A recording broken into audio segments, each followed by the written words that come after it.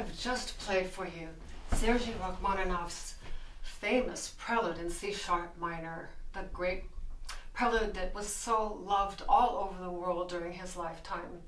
It's an interesting story about this Prelude. Rachmaninoff had just graduated with honors from the Moscow Conservatory and in 1892, and that summer he wrote this piece.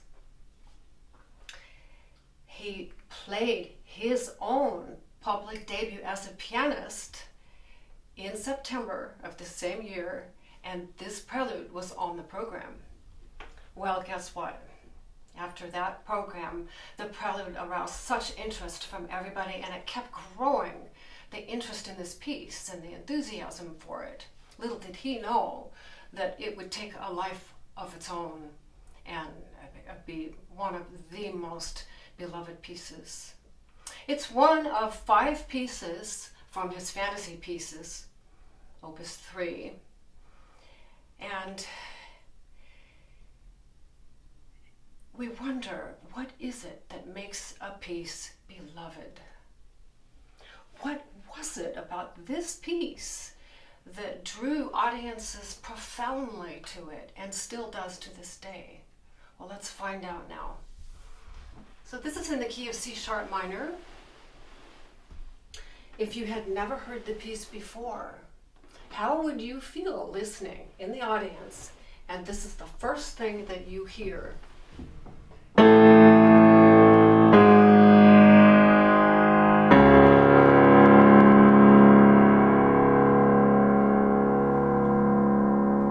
Well, that's quite a statement, isn't it? It's grand, it's maybe a little ominous, and you're not quite sure what key it's in and what is coming. Well, that's one of 2 parts. It's the motive that I call the 651 motive that is the template for this piece. It occurs at the beginning and the ending of it. He built the whole piece around it. But the other part is equally as important, and these are the offbeat chords, and they sound like this. Now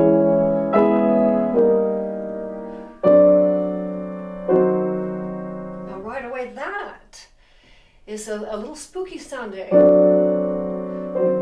and it repeats. And a pause. These are breathlets. And then it goes up.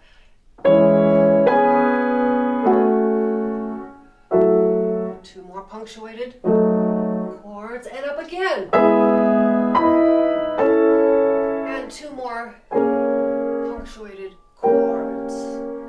That's going over this bass line, this massive bass line that some people have associated with bells. This piece was actually nicknamed the Bells of Moscow. Rachmaninoff did not give the piece that title, but it's one of the nicknames that has endured. So I'm going to play for you now just the top note of the right hand with that 651 motive in the bass octaves, and let's listen to what that combination sounds like. This is all part of training our ears of what the parts are in this piece, so we can separate them out, and then when we put them together we have a completely different understanding and hearing of them. So I take the 6, that's the A, 6th scale degree, G sharp, that's the dominant, and C sharp.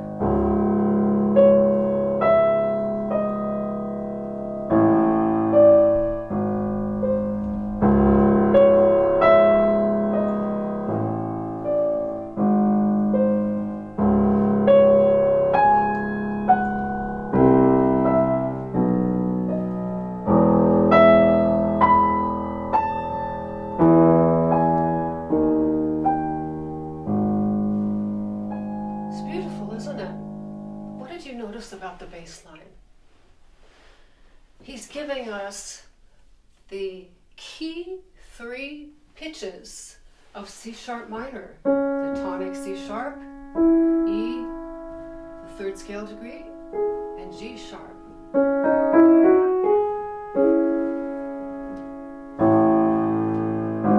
There's the tonic. Now this time I'm going to play the top notes of the left hand with that bass line. Different notes than the right hand top notes. So listen to the contrast here with the same bass line, how different it sounds.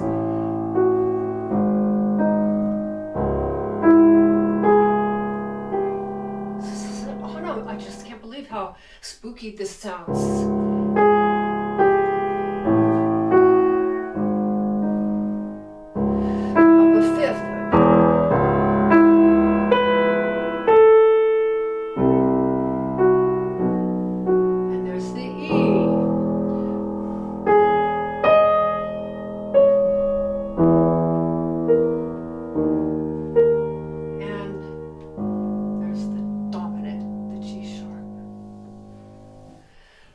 What Rachmaninoff is doing with the soprano in C sharp minor, natural minor, harmonic minor is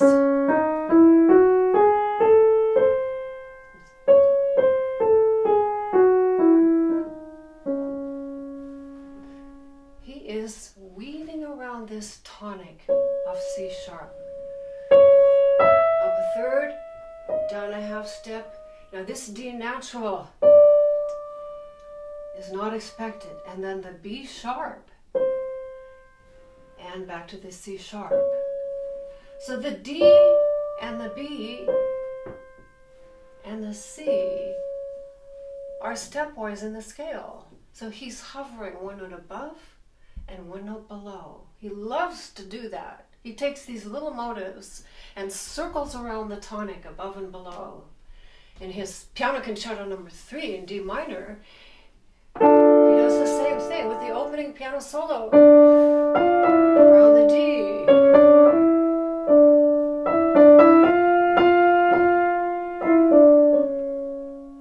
And I think he got the idea from this piece.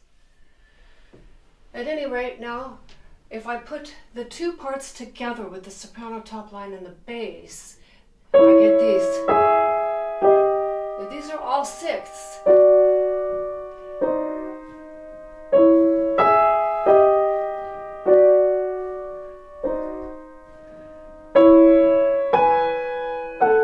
And now this makes a seventh and resolves to the sixth. And up. Another seventh and resolves to the sixth, and then they go on in parallel sixths in this beautiful pattern.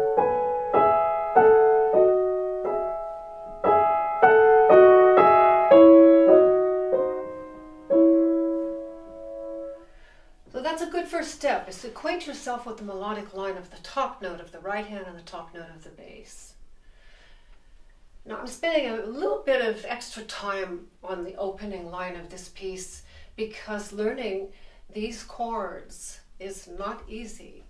They're not predictable and we need to take a careful study of them. So now looking at all of the notes in the beginning, opening melodic motive, we have the octaves. This is another next step. Memorize this. In between now, this is where it really gets complex and beautiful. He's adding this. These are fifths. And this is also a fifth, but it's smaller. It's a diminished fifth. And when you put all three together,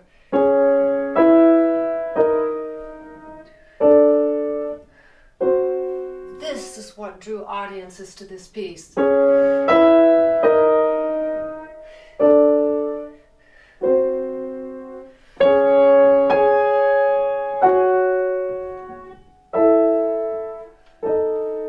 Very open sounding with just the fifths and fourths.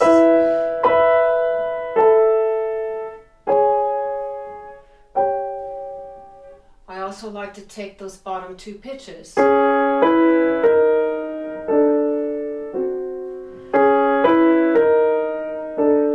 You can hear that was a repetition. Measures 2 and 3 are the same. Measure 4 goes on with a 5th, 4th, 5th. This sounds very almost modal. 4th, 5th, and another same pattern, 5th, 4th, 5th, 4th, and diminished 5th. That's gorgeous. The left-hand octaves. I'm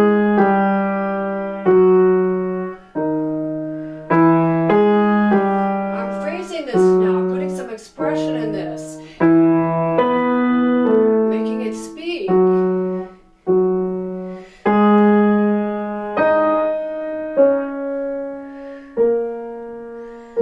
The placement on these, I'm cushioning the keys so that I get a controlled sound. This is marked 3 pianos, triple piano. It's very hard to control that. Now in the bass part, instead of having the fifths that the soprano part had, the bass gets thirds, like this. And then an unexpected fourth in the middle, an augmented fourth, and a minor third. Just those intervals by themselves. How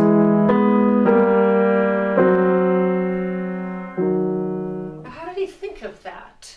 That's pretty amazing. How, he said that this piece, he was interviewed once about where the inspiration came from this piece, trying, maybe dispelling that it came from church bells, although I'm sure he was greatly influenced by that. He couldn't help it not be.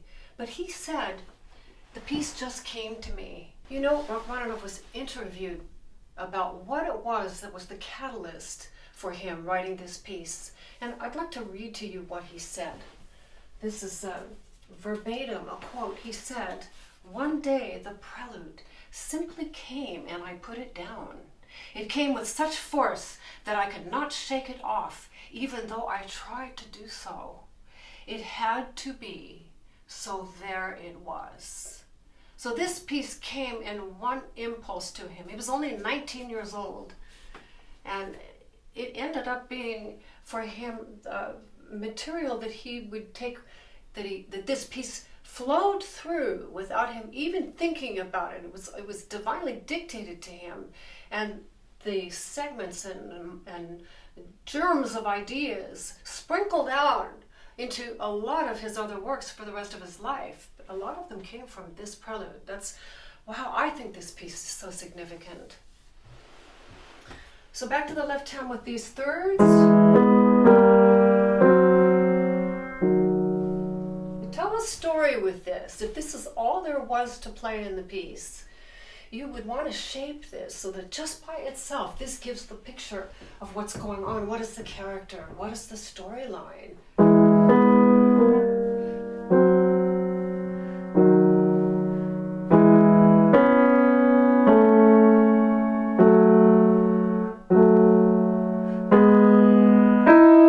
Dissonance, that biting minor second, and this.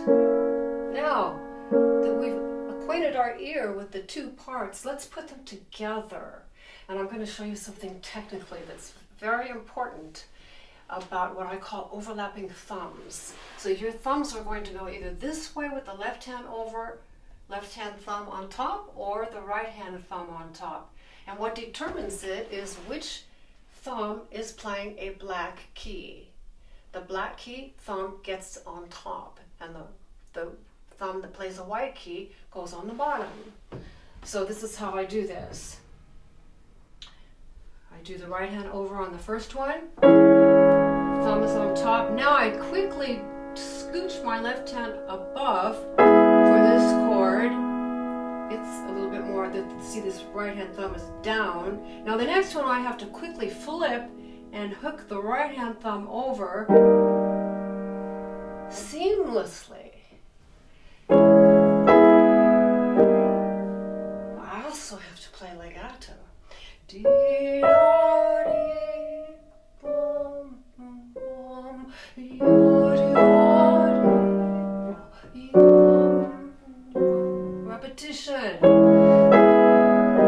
That's going to help a lot to control that. And these.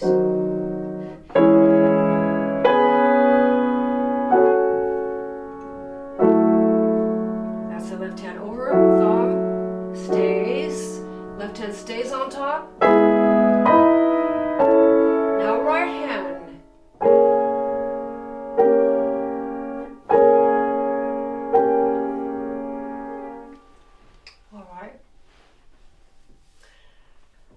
Now I'd like to show you what I'm looking at. This is a brand new engraving of this piece. It's using the public domain music. The notes are identical to what you'll find in any other edition, but not looking at all like this, because I re-engraved it on this format, on the 11-inch by 17-inch wide horizontal format. And I can get long, uninterrupted phrases, the phrases that the piece is. This is a system. I call these systems, or system 3.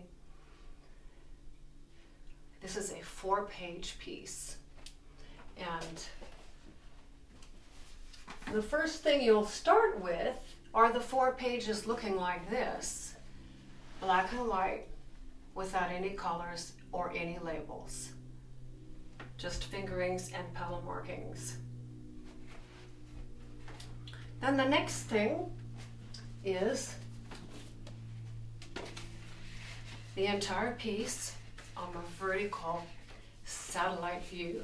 And this is very exciting because you get to see the complete piece on 2 pages.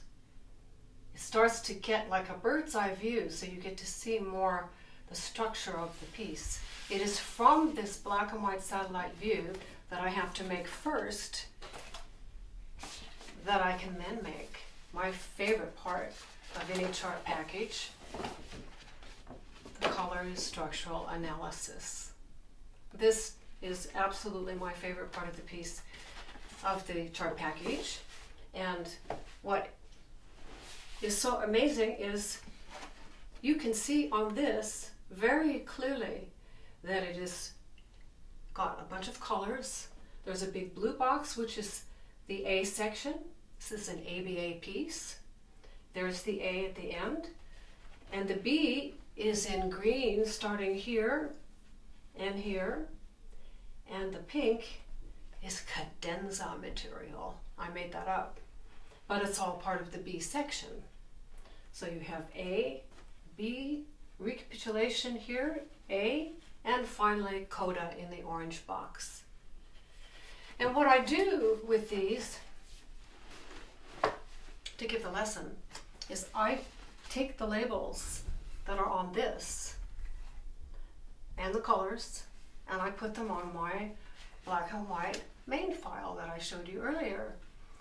But this time I was so breathless with how it looked and how exquisitely that it functioned that I said, I am including this for the first time in the chart package.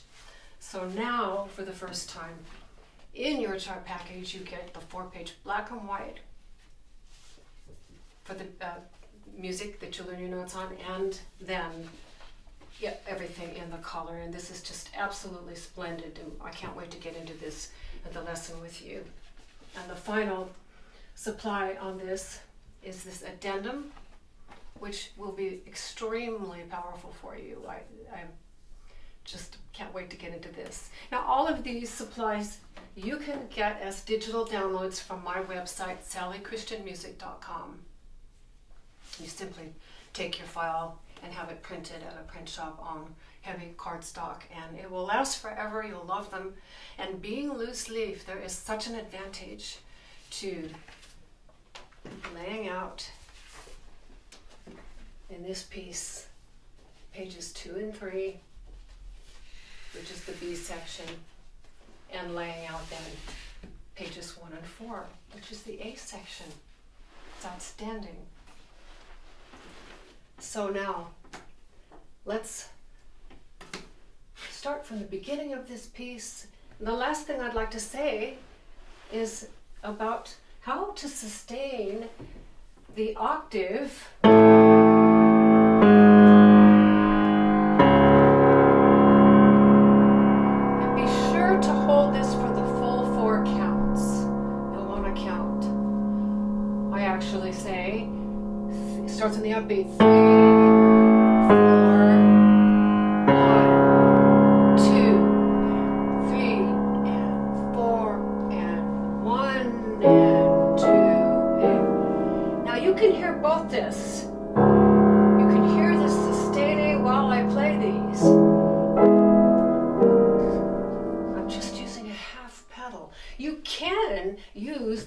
sostenuto pedal, if your piano has one, the middle pedal, and then that will sustain like this. Listen to the difference. I think you can hear that a little more clearly. And I've marked it in the music with the circled S's for the sostenuto pedal sign. But since a lot of people don't have access to the sostenuto pedal on their piano, and I don't either if I play this piece in public, I have learned it without the sostenuto pedal, and that's how I play it and how I will teach the lesson.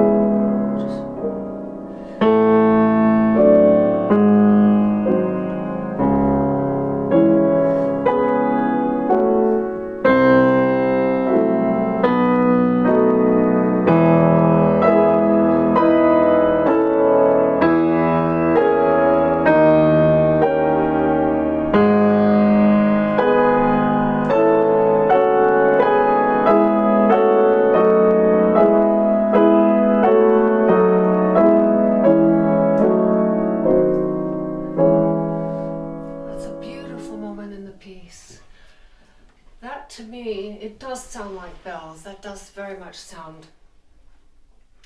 I can see how this piece got that title. And the tones of these, the sixth, the overlapping sixth. I call this section right here the Dies Irae because it reminds me of it. And this is a Gregorian chant from the 13th century that sounds like this. And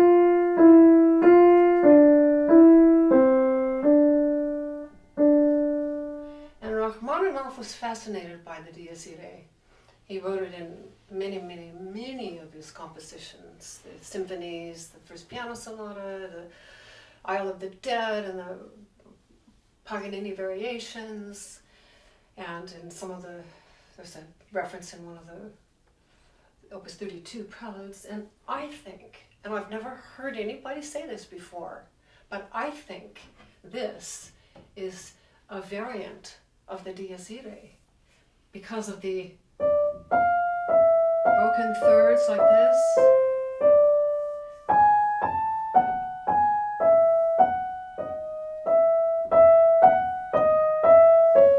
It's a variation, but I do think there's a reference to it, and I'm going to refer to it in the lesson as the Dies Irae section because it happens several times in the piece.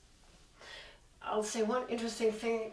I think it's interesting. In 1919, Rachmaninoff actually recorded this for Edison Records, and at the Dies Irae parts in the piece, he goes very fast. All of a sudden, he makes a big scellerondo.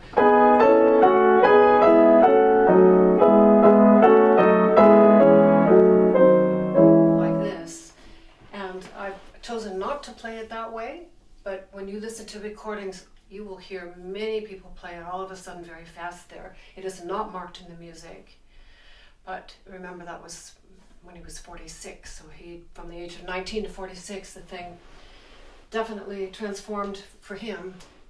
But I like the regal dignity of this, keeping this pulse steady.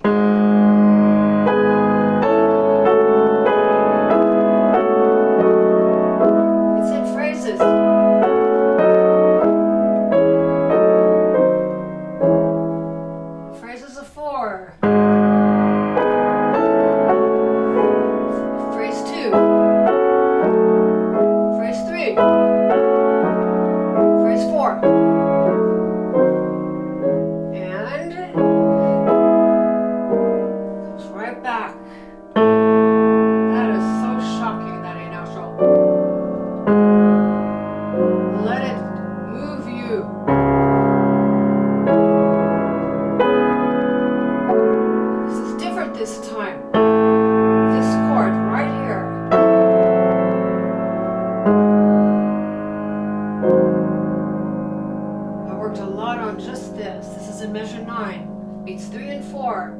The right hand goes A up to E, G sharp up to B sharp. The left A, F sharp. So play this a lot, out of context, like this. That's a clue to you that the piece in the A section is unwinding, and it leads to the tonic. One last dies irae. Listen to the mood of this.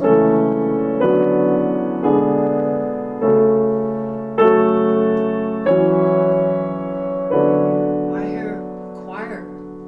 Augmented fourth. 5.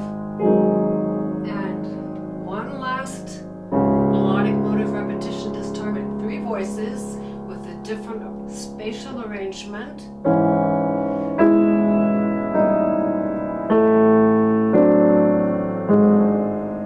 And a repetition.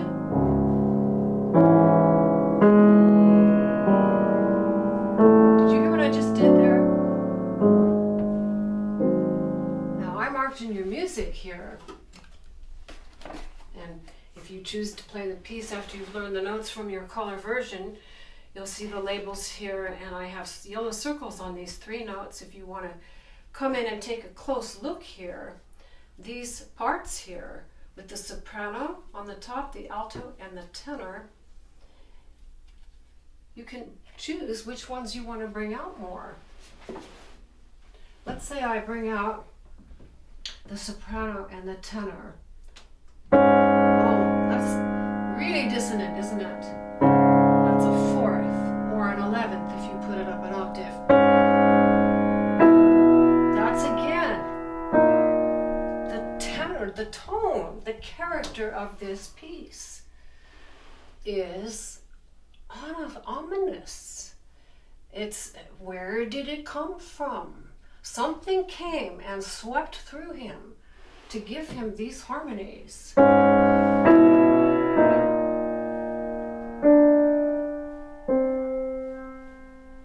If you take the tenor and the alto, it makes a very harmonious 6th. Or the alto and the soprano, another harmonious 6th. All 3 together. The first time I like to bring out the soprano a little bit more. And the second time, I like to bring out the alto personally. Rachmaninoff's recording, he brings out the tenor. They're all valid, but just know you have some options there. Let's play those 2 measures, and then we are going to go on to the B section.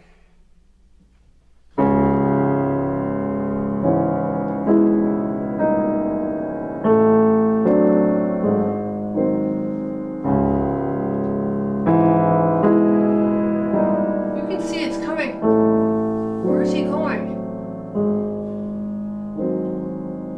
Is he changing keys for the B section? He is not. And that's very unusual that the piece pretty much stays in C sharp minor for the entire piece. Here's the B section. This is a slow tempo.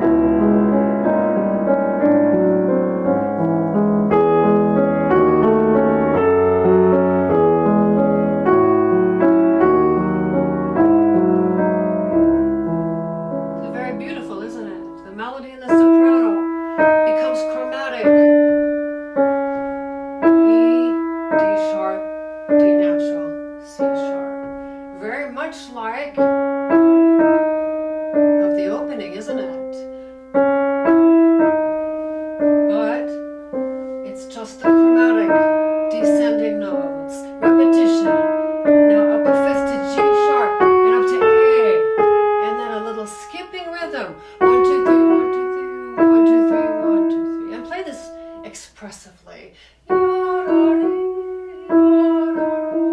Don't play it. Don't that's not the character. This is again dark. Look at the bass here, the left hand.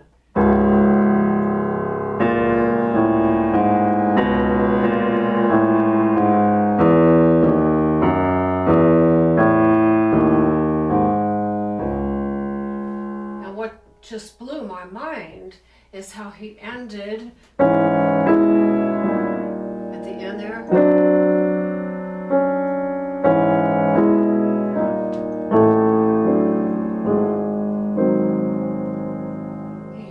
The same for this.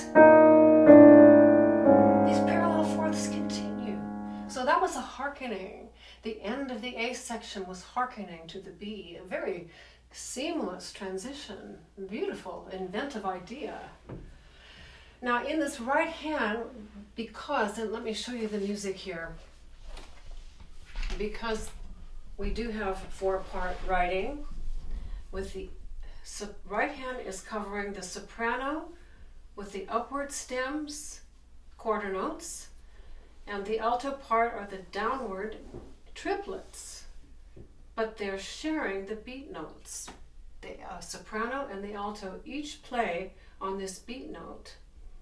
You don't play the note twice, but what that means is the soprano has to sustain for those quarter notes. It must be legato. So, the alto part becomes triplets. But you have to hang on to those top notes. Do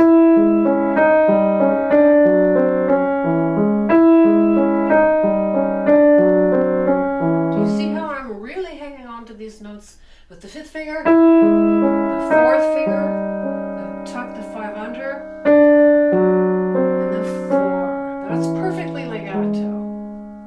Now to learn these patterns, I highly recommend to block chord like this. And I also like to think of them in pairs, 2 groups, because physically I'm pulling with my arm on this and this. Down, up, down, up.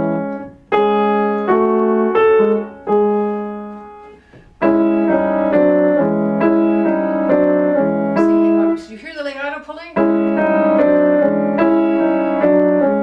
The other fingers just follow, very, very light and supple and limpid.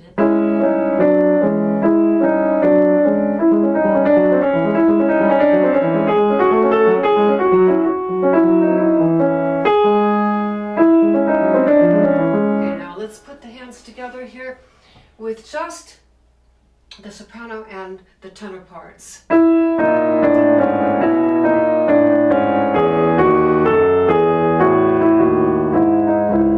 Now we repeat again. This first 3 measures, 18, 19, and 20. Let me show you this music here. I have lined it up so the system bar lines line up. So once you've learned these 3 measures, you have already learned these 3. It's the same. The only difference is this starts with the octave here, and this starts from the tied C over here. This is your first ending with the long, short, long rhythm. Here is a second ending with a brief modulation to A major for only 1 measure.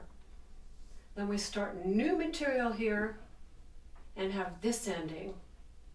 And then it brings us on page 3 with a repetition. This green box material now, if you compare these two, this is page 2 and 3 I'm holding in my right hand. Identical, except it's up an octave for everything but that low bass note. But you know the notes. There's a lot of repetition in this, so that then what does that tell us? Where are the differences? And the differences line up on that last measure on all 3. This, and this. And on this page, this and this critical one is the ascent to the cadenza in the pink box. So putting your 2 pages side by side like this will be very effective for you. All right. let's go on now with the repetition measures 18 on, so we can see how we get to that A major cadence. Very beautiful and unexpected. Isn't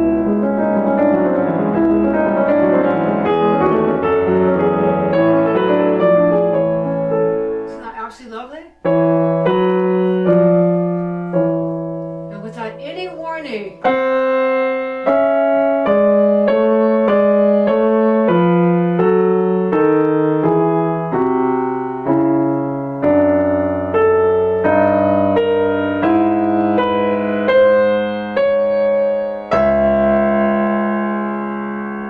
so this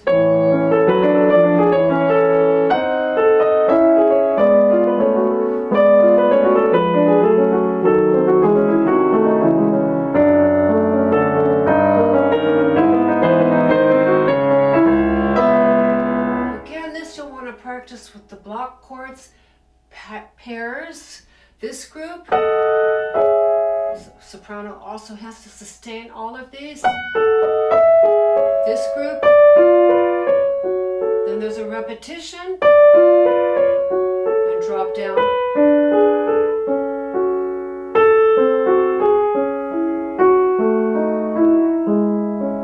Blocking.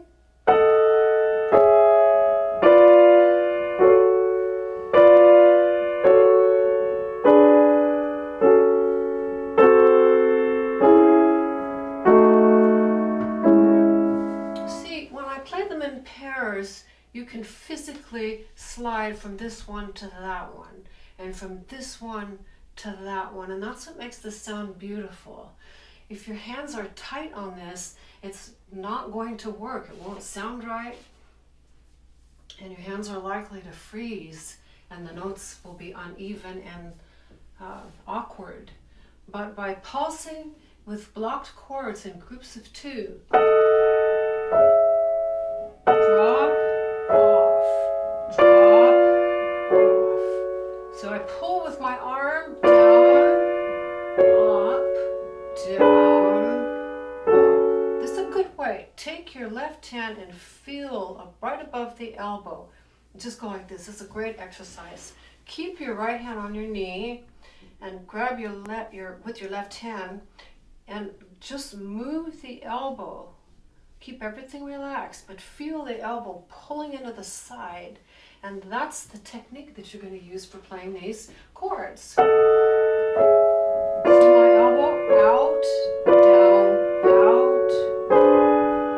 But I'm still hanging on to the top notes for the legato line.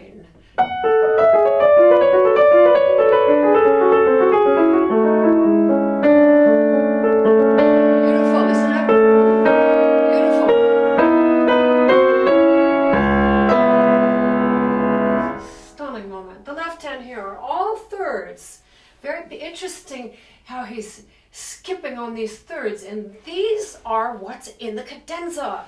So this is a very important moment here in measure 22. I call it cadenza foreshadowing, because it does foreshadow what's coming. Now this is the same.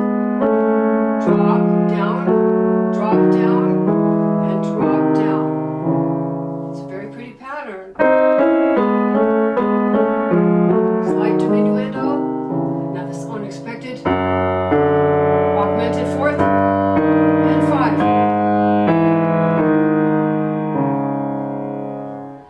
Let's say you only have 20 minutes to practice. Busy day and a lot of things you had to do. What's so wonderful with this, you can go to any one of these systems. Say, practice just this last pink box. And work for 20 minutes on it. Work exactly like I just showed you now in the lesson. Take the hands alone, play it slowly, play it with block chords, play the outer voice soprano with just the thirds. I didn't do that yet, did I? Just try it like this.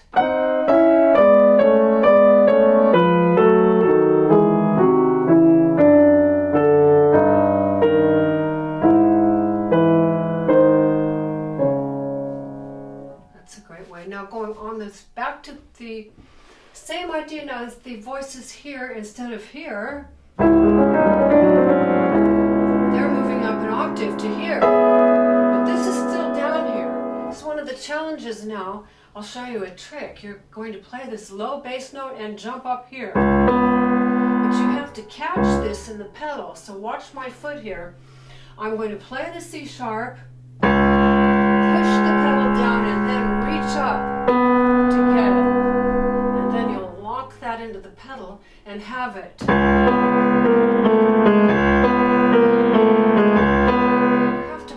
You have to play the C a little before the beat, so you get up to this B on time.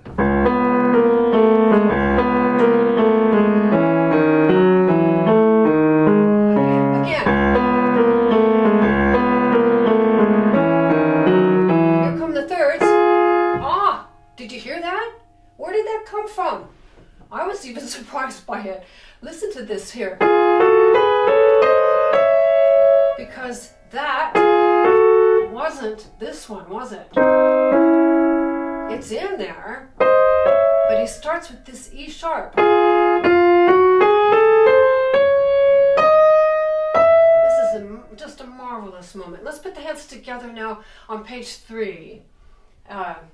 This is the repetition of that same material, but the 3 upper parts an octave higher.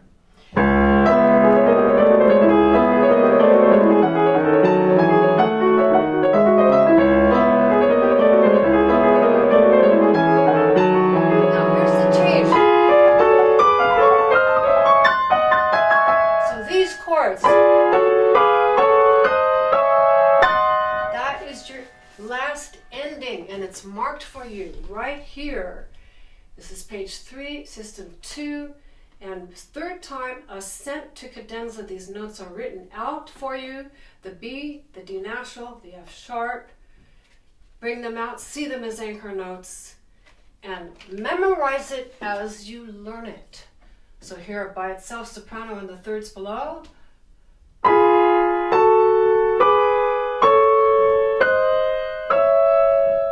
But the triplets in the right hand are not that easy.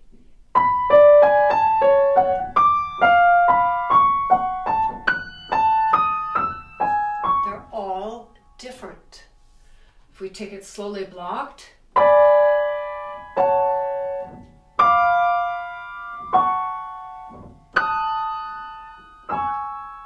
let's do that again, a little faster.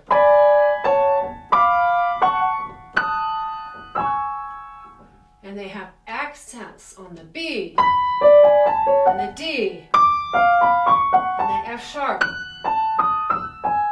Accents below with the left hand, here. And there's slurs. Let's take a look at this music here. Slurs all over the place in this piece, all over. Look at here, here, here, here, here, here, here, here, and here. I mean, the entire B section is slurs. This is gaining steam. This is gaining momentum for the enormous cascade of the cadenza coming. Let's try that third time ending again. Measure 31, 2, 3, measure 30s, 34, and partial 35. The cadenza starts mid-measure 35. Here's another thing. You'll appreciate learning the piece like that.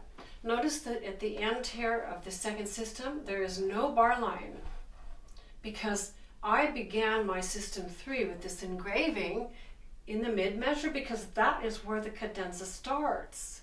So you can see very, very clearly. I also marked with these dashed line phrases. This is editorial. These dashed lines are not in Rachmaninoff's music or in the black and white main file in this chart package. But these are suggestions because he has grouped a new grouping mid-measure, starting mid-measure at the cadenza. This is mid-measure. Here's the bar line, measure 36. Here's the new group. Here's the bar line. And so these are all exactly in the middle. And it's going to help you learn this foolproof.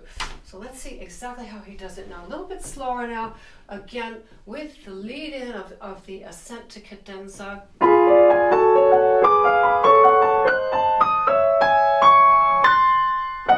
this has got to be the most thrilling and exhilarating part in the entire piece.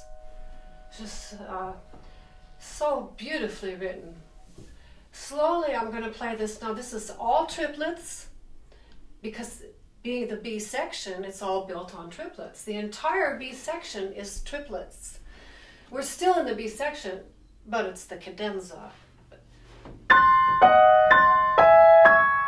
Right, left, right, left, and so on. Now the same pattern that started here on the A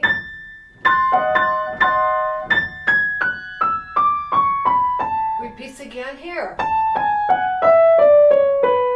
Sounds like A major, doesn't it?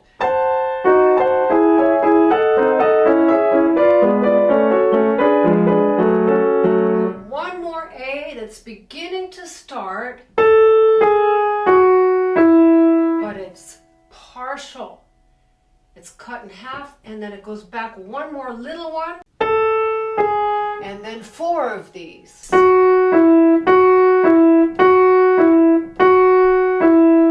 And it's all marked for you.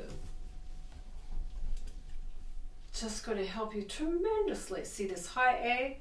You go all the way down. You're going to mentally group midway, but that takes you down the octave. This is exactly a repetition down to the next octave. This is down to the next octave.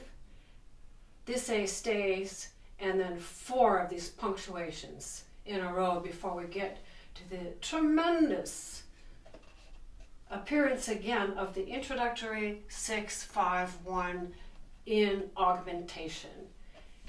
That means twice as long, and in this case these are 4 times as long as the opening octaves. But we're not done yet with this cadenza. I want to show you now how I learned this, and it's blocking the parts together. Do you see the groups of 2? The same idea of the pairs. Here's the next octave. Repetition, exactly the same.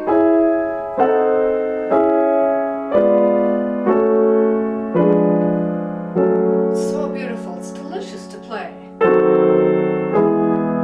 Sorry.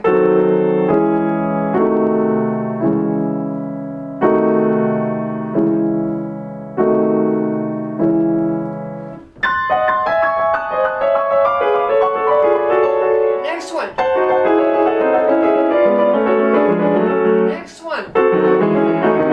Next one. And the F's, F sharps. Now to not get stuck here, I pull with the right, push with the left on this one.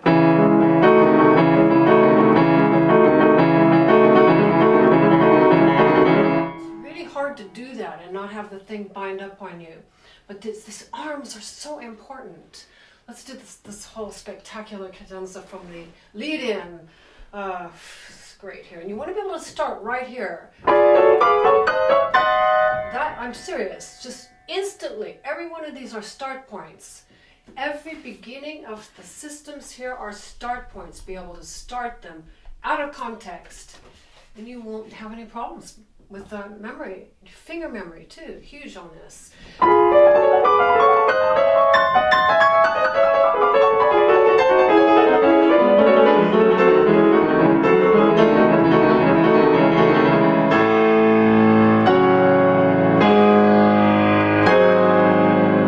And recapitulation, which takes us to our page 4.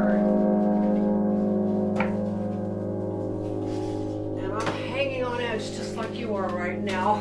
Here it is, the tonic.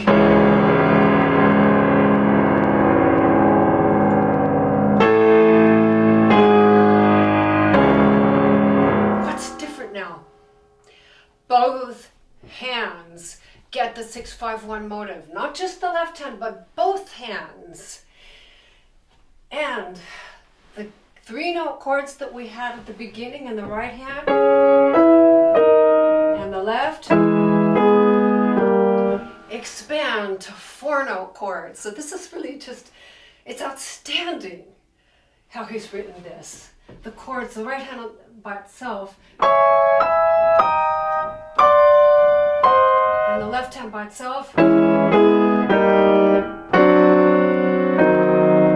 Gorgeous chords. And under it is this.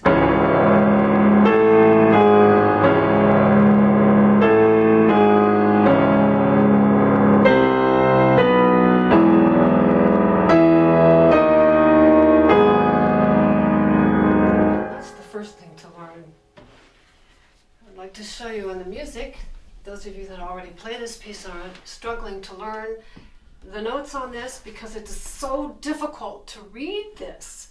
I've heard this from many students over the years. They get to this part in the piece and it's just too darn confusing because you have 4 staves here, 2 treble clefs and 2 bass clefs. And what's what? It's very hard to read, jumping back and forth like this. So I want to show you what I made. I referred to it earlier in the lesson, and now I'm going to show you this addendum. And I put a little, this is not on the chart, this is just loose to show you. It just comes right off. But this is what the music normally looks like, all packed in tight here. So what I did is to split. I cut in half this and this, and I separated the parts. So now you get to have a right hand and a left hand with normal music, just a treble clef and a bass clef to learn these notes. What I just played for you is the 6-5-1 motive part. Again, just the treble clef and the bass clef. This is really worth gold, this addendum here, because you'll be able to, the waters will part. You'll learn this in nothing flat. So let's now take a look at this. You see some colors orange and some color blue, a little bit of blue in here. There's a lot on this addendum. The first thing I'd like to say is on the bottom here, I have the 6-5-1 Roman numerals all the way across here because he's using that 6-5-1 to introduce the tonic. So the first 2 are on the A. Let's put this back here. This was a little confusing for me at first.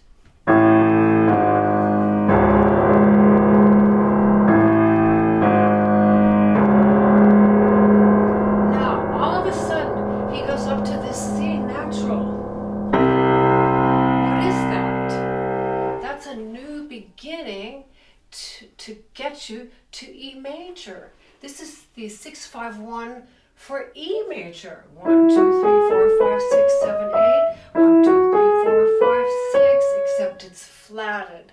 Then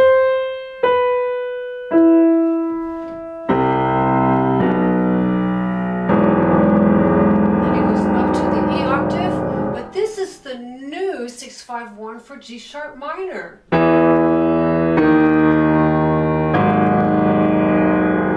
Made so much sense to me, and when I play this now, when I go here, C sharp minor, and 3 of them. Now, leading to the new key, E major, new chord. Now I'm going to lead to the final G sharp minor chord with the 6.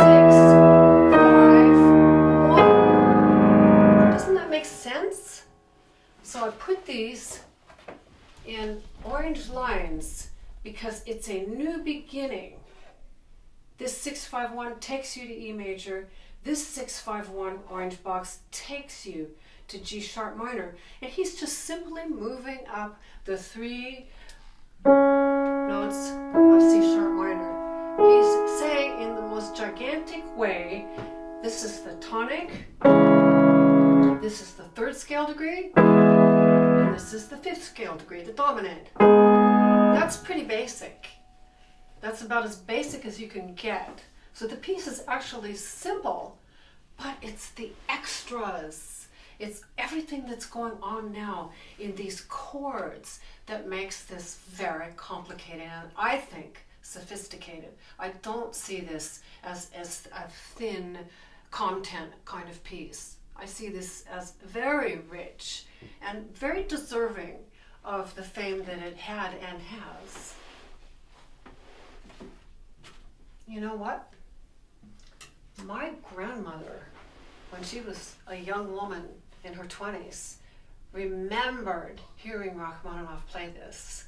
And it was a highlight in her life because she was in that era when the piece was exploding with popularity, and he was asked to play it wherever he went. He had to play it as an encore. They would not let him off the stage until he played this C-sharp minor prelude. In fact, people would be applauding for a previous piece, perhaps a previous encore. They'd be applauding and they'd be saying, C-sharp minor, C-sharp minor, and he had to play it. And of course, it's no different today with all of the famous rock groups and singers and artists. People want to hear the songs they love, the ones they know the best. And he had to do that and play this again and again and again. But isn't that neat? And I feel like I heard it because it was my grandmother and I heard the story from her.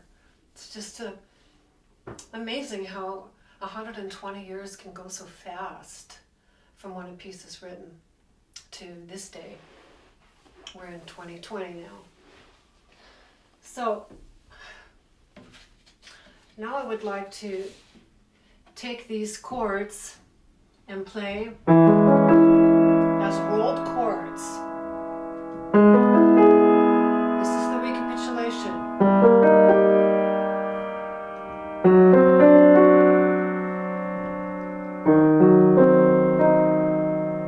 And when you play it like this, each one of these chords is a world into itself. Let it permeate. Get familiar. You're training your fingers too, your ears and your fingers.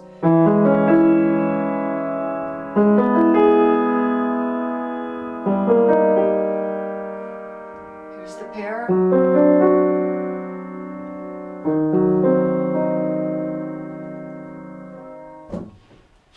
If we compare that with the opening, measure 2, remember we just had the thirds?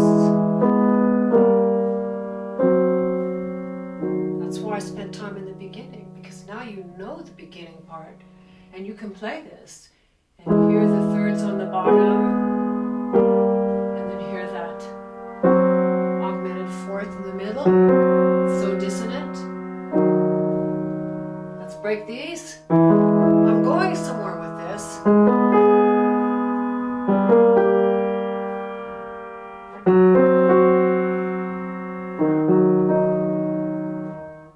I did not use one finger. Do you know which finger I did not use? Let me play it again.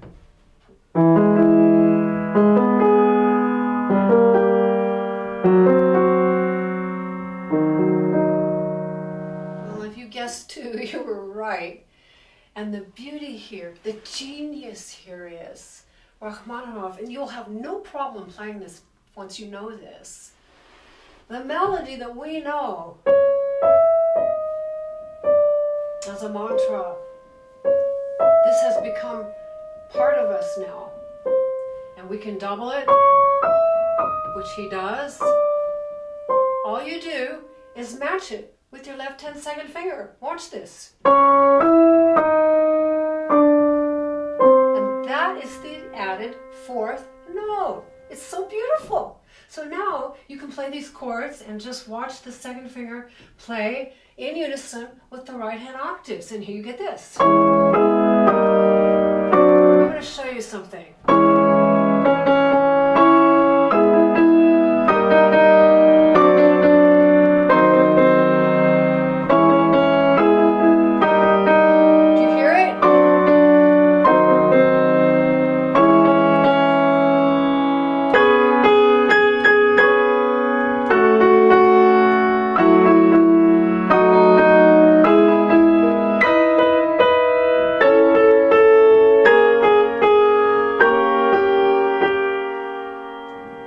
you've got your left hand covered. Now let's see what we can do to learn the right hand easily. So back to measure 2. Remember we had the fifths? Well,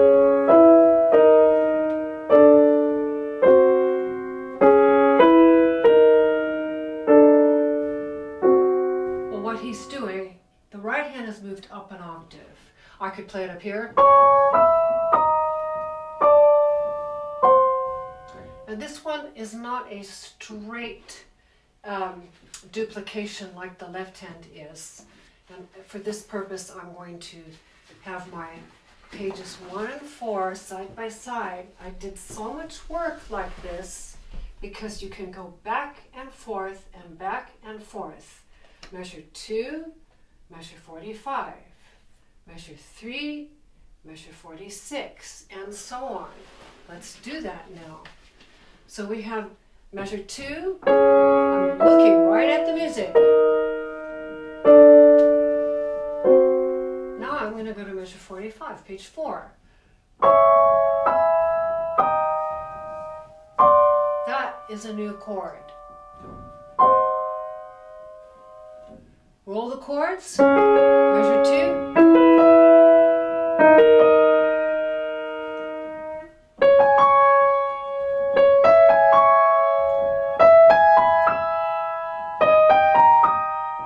The good news on those 3 is it's again finger 2 that's added.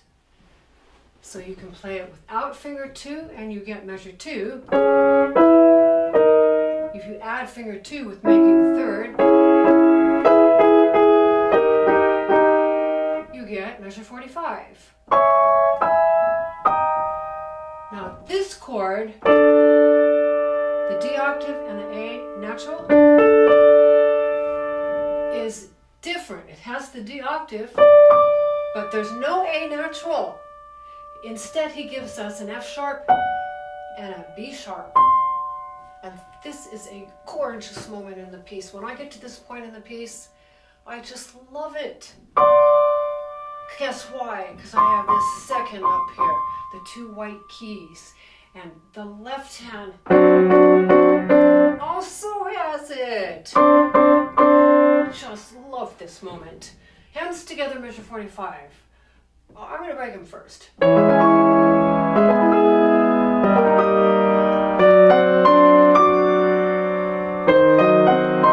a great exercise. Go back and forth. Like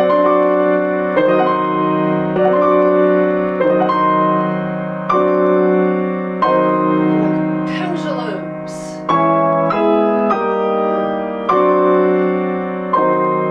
Repetition.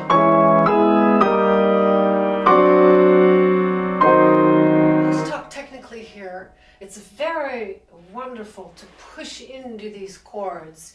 You don't want to smack them like that. It's just awful. No, you want to cushion and push in with your full arms all the way. I'm stemming my weight from the base of the spine all the way up to the shoulders and down to the fingertips. We play with our arms, especially in this piece. And the fingers are an extension of the arm, and the energy goes right into the fingertips, deep into the keys. This is fortissimo here. Push each one.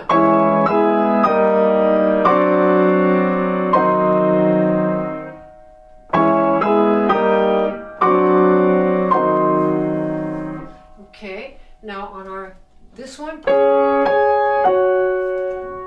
is measure 4. Let's compare it.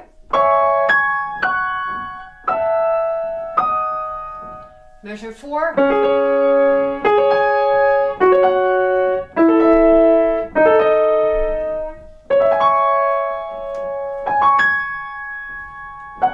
Now this blew my mind that these are the details. These are the details. It seems like a lot, and it is a lot. But if you put each one of these tiny details into your mind and your ears and your fingers, then you understand this and you get to this point in the piece and you are not going to play it incorrectly.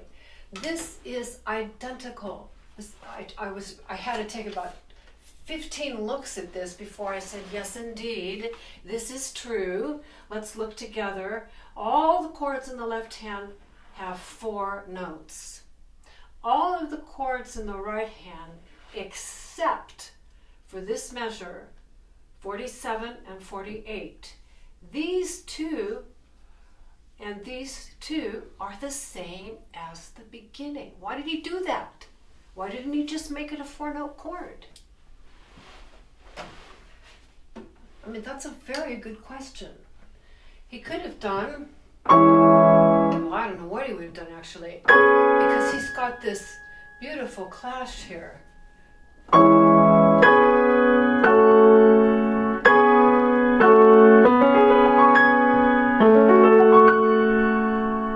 Anything else would have ruined it. It gives an openness to it here. And then on the next measure, he does the same idea with the open. Those are the fourths and the fifths and the fourth and the fifth. These are beautiful details. Just marvel at it. Okay, I'm going to show you one more really cool thing. Back to the addendum. You can watch this video in segments. I don't expect anybody to watch the entire video on one sitting. Just watch a little bit. Just, and then take your music and follow along. But these are all, I hope, going to be really helpful suggestions and practice tips for you in learning this piece the most effectively. A lot of you don't have a teacher. I know because you tell me. I just took piano as a kid. I had to work all my life, and now I'm retired and I get to do this again. Or I just got out of college. I'm not in school now, but I love this piece and I really want to play it, but I don't have a teacher. And that's one of the big reasons I make these videos, is to be your teacher from afar. So anyway, I put down here these orange boxes and I circled them because they signify in the right hand fingers 2 and 1 and the left hand fingers 1 and 2. So now if I just play those fingers, look what I have.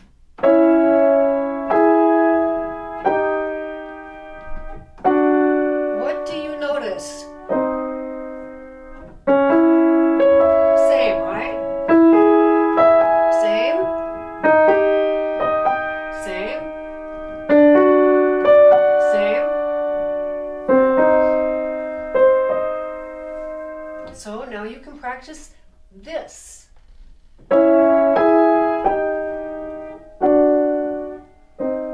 Make it beautiful. I like to make a little crescendo in the middle and drop off. Make it expressive. He's saying something here. These are not just 3 random chords. And afterthought. Repetition. Now here's the clincher. This is the same. Now here, this is that moment where he just did the 3 notes in the right hand.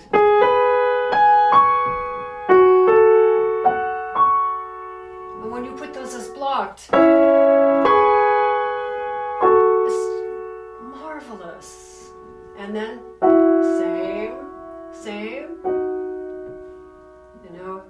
There's one more. Sorry. It's hard to read out of context like this. Oh, that was right.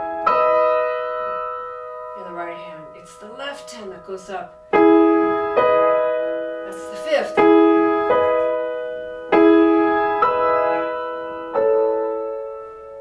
So listen to these now, these 2 pairs. I'm going to do this again.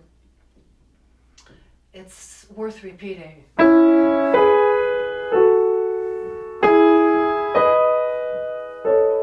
Can you bring that out in your playing when you're doing these chords?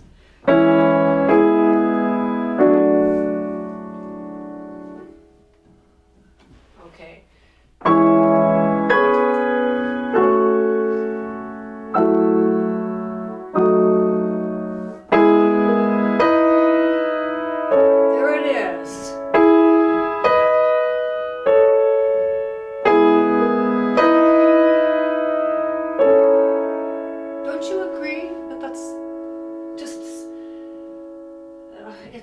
those moments. I ask myself, what's my favorite part in the piece? Well, this is one of them. I love these. I could stay for 15 minutes just on these two, right here. I hope that's been helpful. Oh, one more thing on this. So, now, what I like to do is get this bass line memorized, so you know it so well that all you need to do is keep your eyes up here, and then you can put the hands together here, and you don't have to do all this jumping back and forth with your eyes. I'll show you how that works. So I've got this memorized now, my 651 foundation, skeletal structure.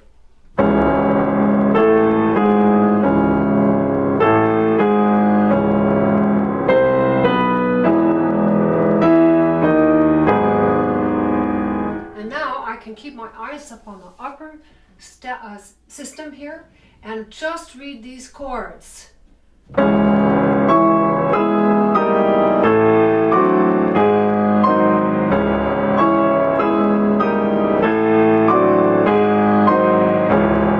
I've practiced it so much, I can do automatic pilot on the bottom part here.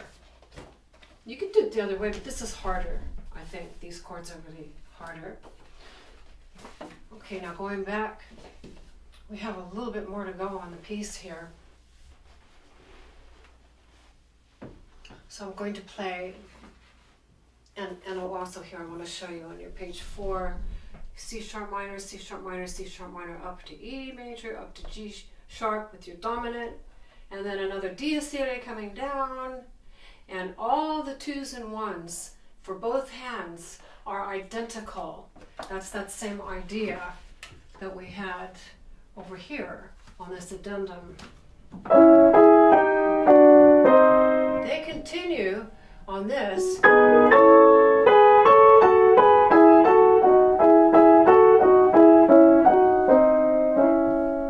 This is magnificent. Here we go, measure 45.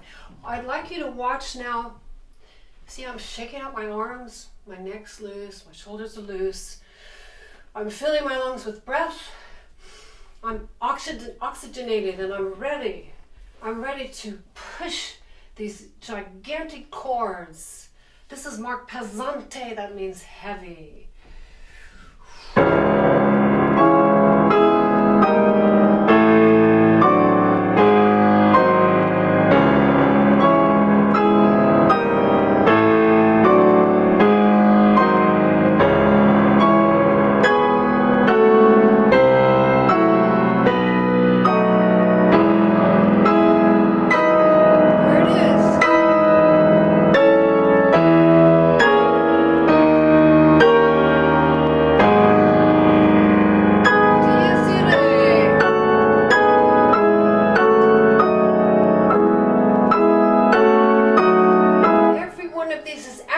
This time. No slurs.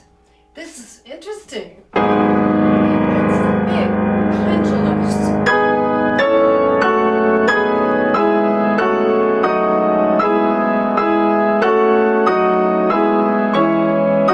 Watch this.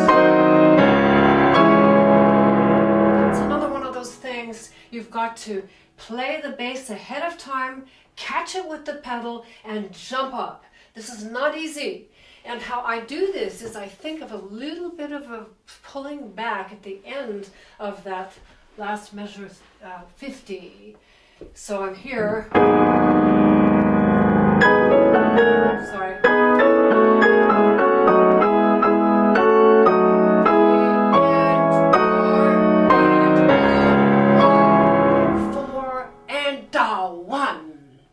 Four and da da, and then you'll be able to make that sound musical so that it just slips in and it doesn't interrupt the line.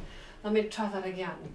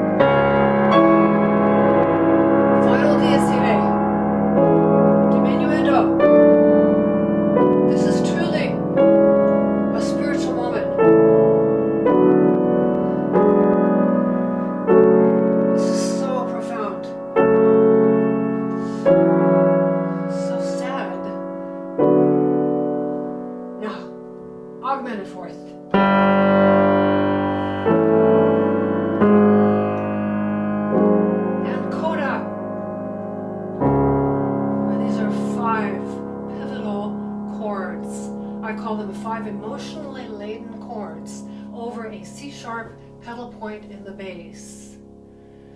This is a little bit of magic coming now.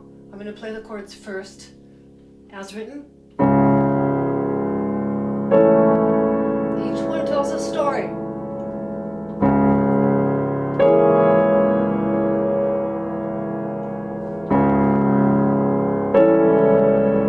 Place them perfectly.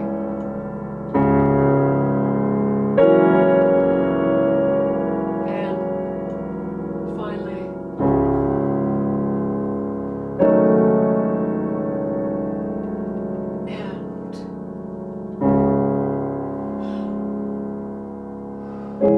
one slur at the end. It's a cushion of air. And hold it. Fermata. He did a first inversion in the left hand and a second inversion in the right hand.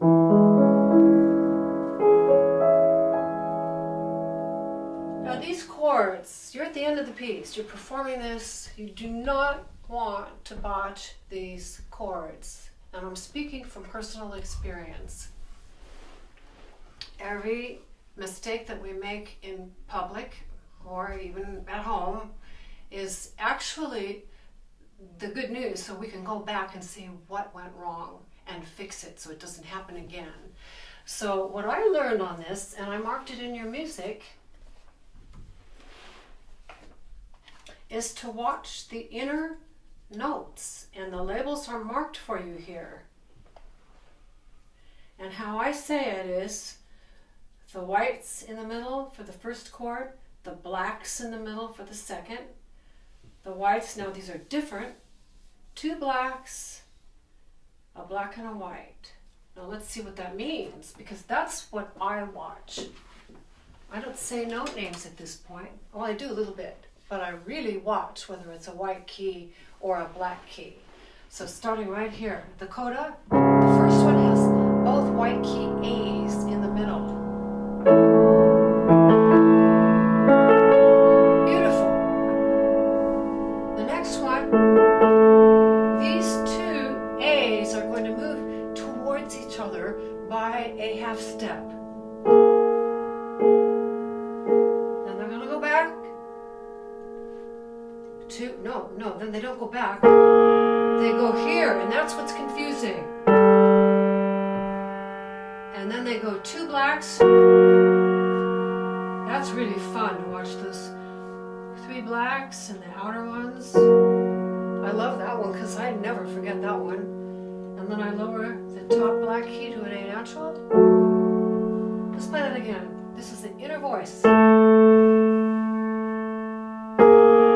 See how creepy that is?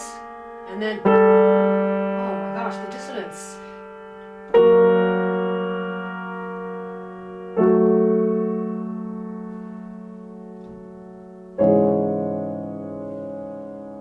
And over it is C sharp octaves in the right hand and E's in the left. And then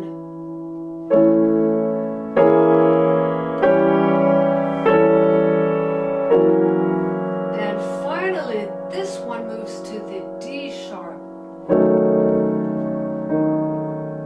So 1, 2, 3, 4, 1. See what I mean? This is not easy. This is what I did. I'm going to watch these A's with the third fingers. They're going to move half steps in. Now, this is the tricky one for me. The white key G and A. That's a 9th. And the 2 blacks, easy. And then the D sharp moves down in the left hand.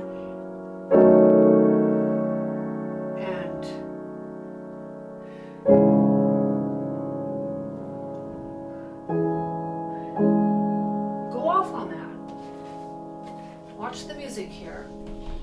The little slur here and the little slur here. That's huge.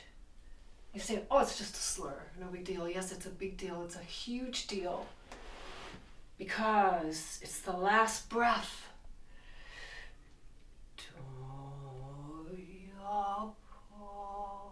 It just eases off like a pillow of sound. I hear this very much as having air under it, and I like to play it that way. I scooch up, down. It's very hard to control, to have all the sound at that quiet volume. So one of the difficult things about this, and anytime you leave the keys, you are at risk. So every one of these chords at the recapitulation and every octave, we are leaving the keys. Every one. Especially here. And here. And here. And here. And here. These are okay, right? Go to the A.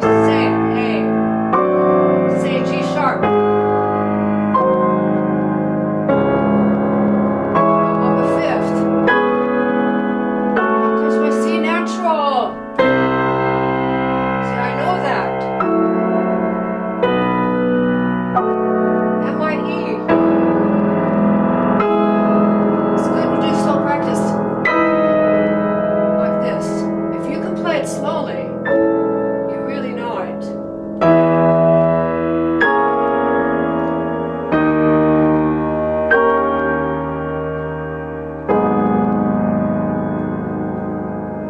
Okay. So, I've been working on this for a long time. I've been working on this chart for 4 years, off and on. It's been an enormous project. I cannot believe how difficult it has been to engrave with all of the accidentals and all the tiny little marks that have to be accurate. And I've also been sheltering in place, as we all have throughout the world. And I just wanted to share with you, yesterday we had a really wonderful thing on our neighborhood, and everybody social distanced in the afternoon, wearing masks and staying 6 feet apart, and said hello to each other. It was prearranged at a certain time, and we got to see everybody from far away. We were outside having 6-foot conversations with masks and hearing how people are doing. What's going on? What changes have gone on for you? This is a monumental time for our world. We will look back on this time as a defining moment. We don't know where we're going. There's so much uncertainty still. And it's shaking everybody up to one degree or another and changing who we think we are and calling us to be who we might be. How can we expand, and how can we be a better culture? How can we be a better world? What changes have been good in this? What things can we do better? And through the whole thing, guess what I'm getting at? I had the music. The music was my rock. The music was the one stable, and my husband. That was it. I could count on. That's great. Those are 2 great things. I'm very lucky. But what I'm saying is this piece came into a sharper focus for how much I love it and appreciate it and respect it and am awe of it. And everything I've been working on has been like that. And if you can carry that attitude of deeply falling in love with these pieces, and that's the thing you want to ask yourself when you start a new piece. Do I love this piece? Does this call to me? Is this singing to me? And the more you work with it and bond with it, the more a part of it it becomes inseparable from who you are. I woke up this morning and I'm hearing those blue box fourths and fifths together. I'm just hearing them because I played them so much, and I'm thinking, I love you. I love this. And when I get to that in the piece, you put your energy and your thoughts into what you play, just like you do with a conversation with somebody. Who you are being is speaking so loudly I cannot hear the words you are saying. Who you are playing is speaking so loudly of who you are being. I don't know if that came out right, but what I'm saying is what you project of your feelings and your love and your intent, that intentionality comes through in your playing, and it comes out different. It comes out more beautiful. It comes out more authentic. So how you hear it, how you feel it, of course you're going to follow the music. You don't want to be changing notes or not following the markings that have been given, but within the parameters, you have a wide range of creating your own interpretation. So don't think you have to follow the pack, not even what I've said in this lesson. These are suggestions. If there's something you like, take it. If you don't like it, you can ignore it, leave it. That's fine. But just trust your instincts. Trust your heart. Trust your authentic self, because that's the part we want to celebrate in ourselves and in everybody else. And how wonderful to yoke together with the music.